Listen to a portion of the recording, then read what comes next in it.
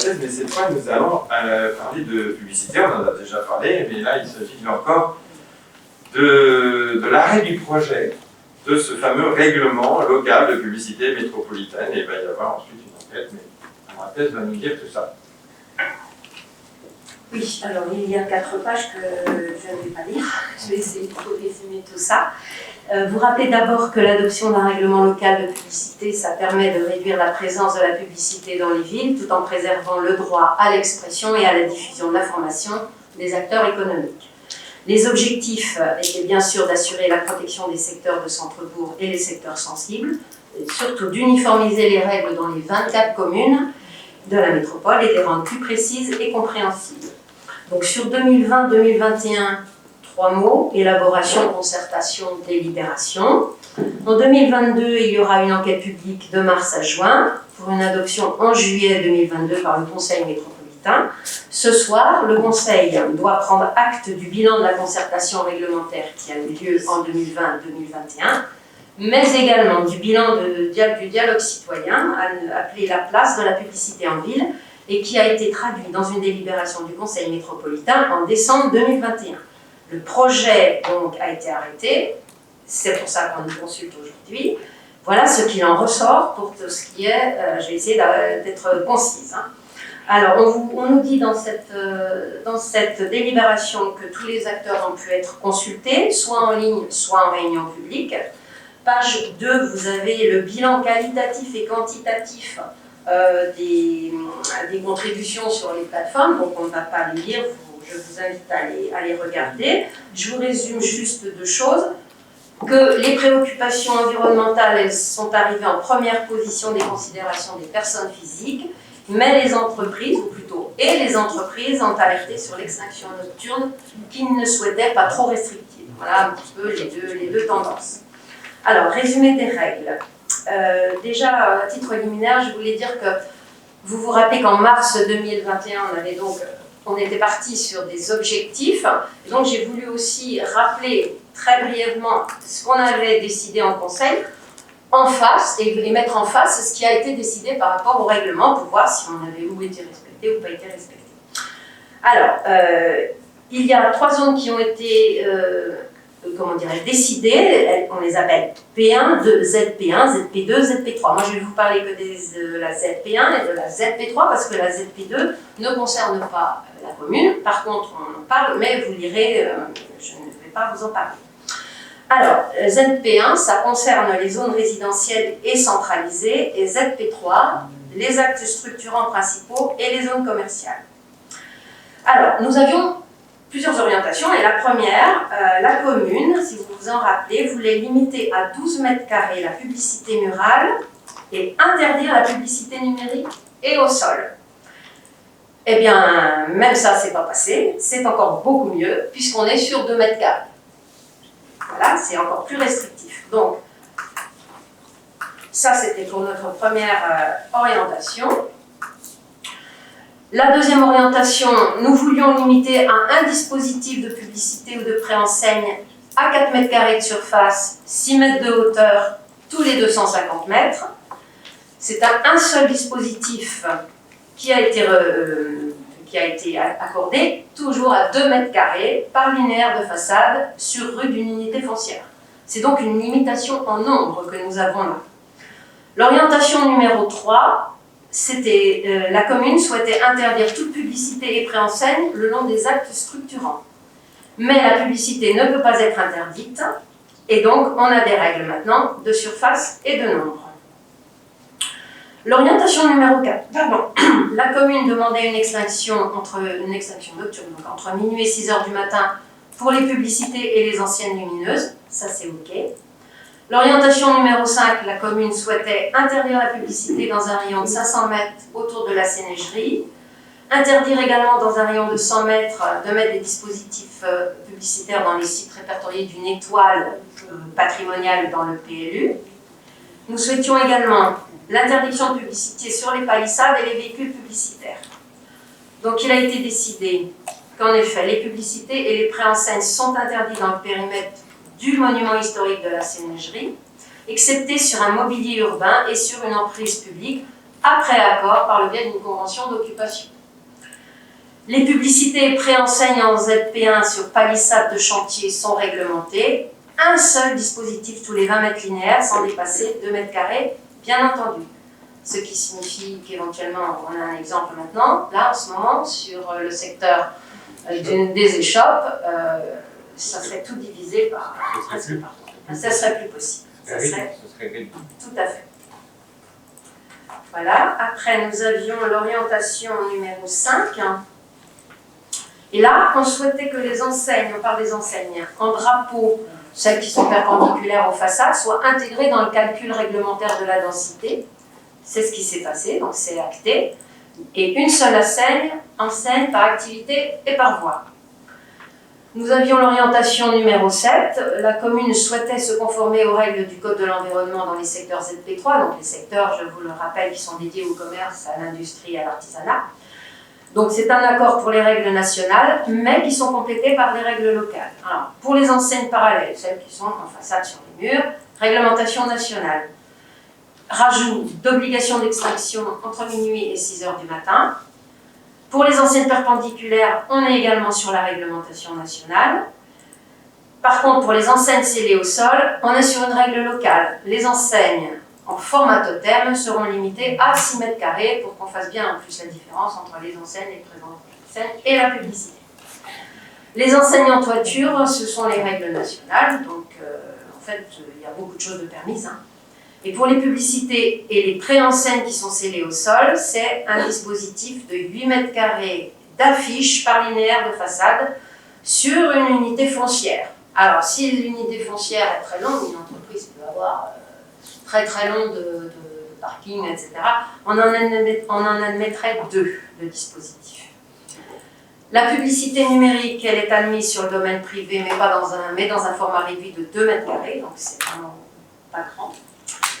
Et là aussi, pour ce qui est des enseignes, obligation d'extinction entre minuit et 6 heures du matin. Après se posait le problème dans les vitrines des locaux à usage commerciaux qui sont numériques. Là, pareil, extinction nocturne pour les publicités et les enseignes lumineuses situées dans les vitrines, et limitation de la surface qui est proportionnée à la vitrine, mais sans dépasser 1,50 m. Voilà. Eh bien, j'ai fini. Je pense que... Si vous avez des questions. Alors, oui, parce que là, on en est encore à ce qui est arrêté, en fait. C'est arrêté en décembre. Voilà. On nous demande notre avis, mais après, il y aura quand même encore l'enquête publique avant voilà. Définitivement l'approbation de ce nouveau règlement et qui forcément devra être approprié par nos services instructeurs, puisque en entendant Madame Rattez, on se dit quand même que ça peut ne pas être ça. Ils ont essayé de simplifier, mais c'est vrai que c'est limitatif par rapport à peut-être des excès, mais il faudra certainement que nos services soient bien formés, mais ça se mettra en place progressivement. Y a-t-il des interventions? Oui. Oui. Alors, je partage. Bon, vas-y. Vas-y. C'était juste en préambule. Nous avions demandé avec M. Bougeot à être associé au travail. On regrette que notre requête n'ait pas été entendue, mais c'est un préambule. Par ailleurs, vous faites référence, Madame Rattez, point 1, point 2, point 3. Alors, moi, je veux bien, mais alors je mets au défi quiconque de me résumer ce qui va être fait à Boye. Et en fait, nous, on aurait aimé avoir un focus sur Boye. Et dans le document qui nous a été transmis, on manquait un peu de focus sur Boye. Oui. Ah bah oui, parce que... Oui, ce sont des règles. C'est un règlement qui est métropolitain, donc sur les 24 communes, après on comprend bien, et c'est un travail à faire, c'est-à-dire que c'est à nous de le faire si on veut essayer de voir ce que ça va donner sur Boye. Mais par contre, quand vous disiez que vous avez demandé à être associé, c'était à quel niveau? Parce que... On a eu une commission, il était envisagé au moment de l'ouverture, donc janvier 2021, de mémoire, il y avait le lancement. Oui, il y a une dame qui était venue, je me souviens, au conseil municipal présenter. On avait proposé de s'associer à cette réflexion qui est plus particulièrement, notre groupe, mais plus particulièrement M. Bougeot et moi nous tenait à cœur. La production visuelle est une action comme une autre. Bon, c'est pas très grave. Là, en l'occurrence, quand j'entends point 1, point 2, point 3, j'aurais aimé que ça soit qu'on puisse le reprendre. Moi, je ne vois pas point 1, point 2, point 3, la scénégerie, tout ça, je ne vois pas. Non. Je pense que justement, Madame Rattez a essayé, elle a essayé de Ah ben moi, d'illustrer son là, ouais. j'ai pas pu vous suivre, mais je suis peut-être un peu fatiguée. Ce la- soir, j'ai pas pu. La délibération est bien générale puisqu'elle est métropolitaine, Voilà. et Madame Rattez a essayé, en faisant, comme on dit, du hors-piste, de Voilà. vous donner des illustrations. Voilà, parce que le seul secteur qui, pour nous, est dit monument historique, alors c'est l'inventaire complémentaire, c'est la Sénégerie avec son rayon de 500 mètres. Et par ailleurs, mon manque d'expérience certainement me fait poser une question, parce que c'est la première fois que je le vois. Comment on prend acte du bilan de la concertation mise en œuvre à l'occasion de l'élaboration du projet, et ensuite on donne un avis favorable au projet en même temps?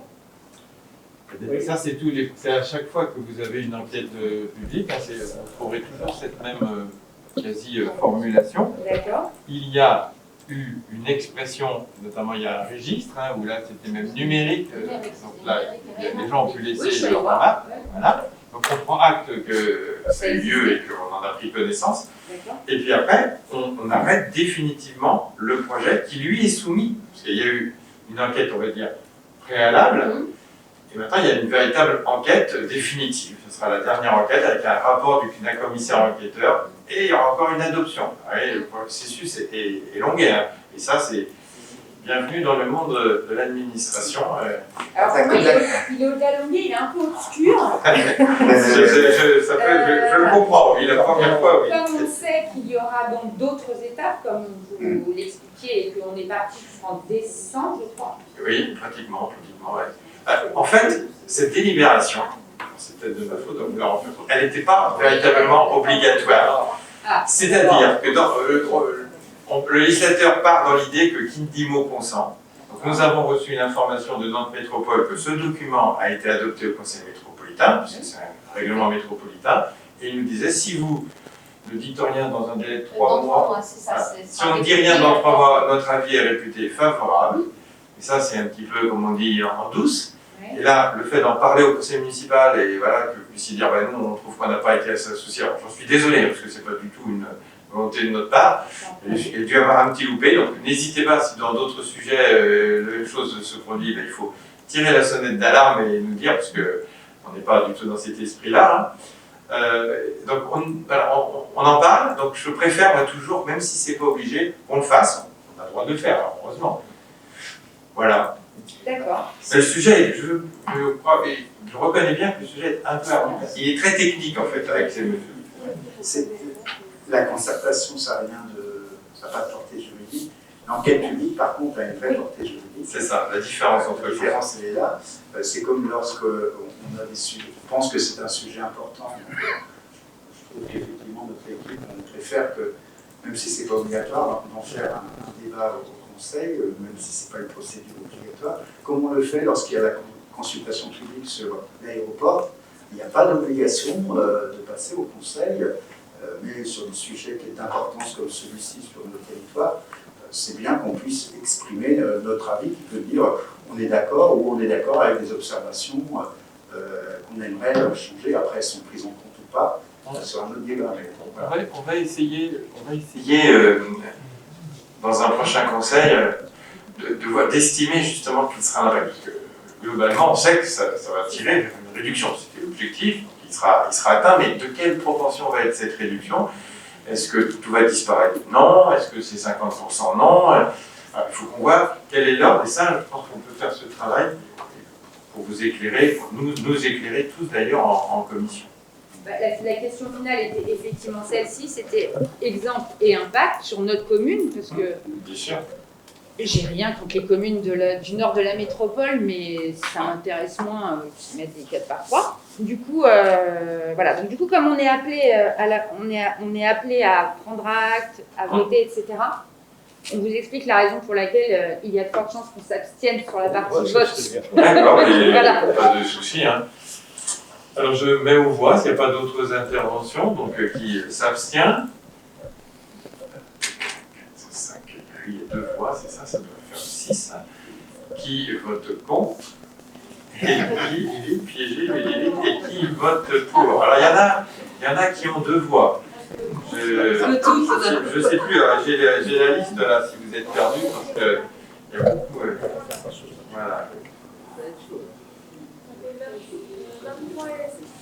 Je arrive à 23. Voilà. Merci, le compte est bon puisqu'il y avait des procurations pour tous les absents.